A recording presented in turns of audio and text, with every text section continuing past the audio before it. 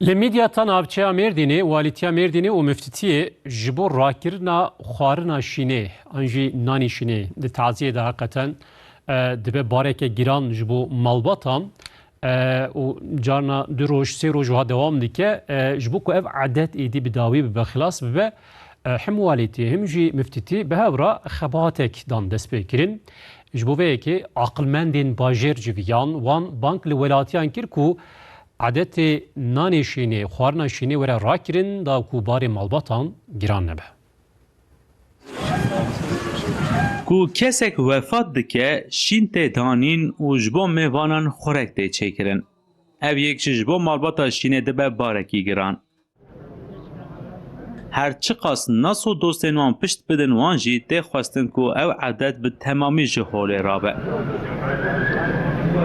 Ji bo vê yekê walîtiya Mêrdîn û müftitiyê dest bi xebatê kir.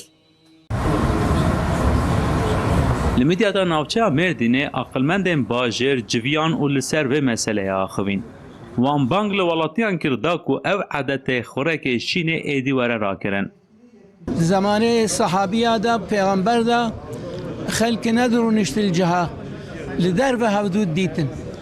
Ji bo xatirê wê qasê keskî xwarûn marin mesela vê panşî çêbûye. Evana israfeke mezin e. Her kes nikare bîbarî hilgirê. Hinek mecburît kevinê de. Hinek fêşfehdiyat kevinê de. Hinek deynê wa hene dîsa deynê ew deyn ser wa dimênin.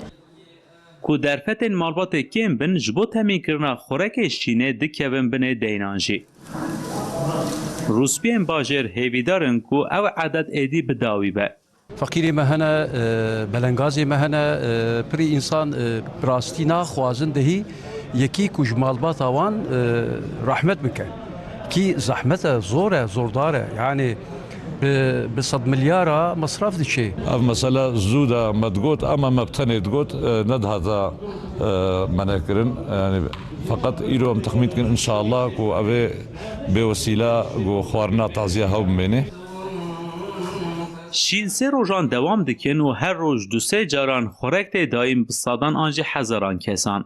اف جیجبو مالباتا شینه بارکی گرانه.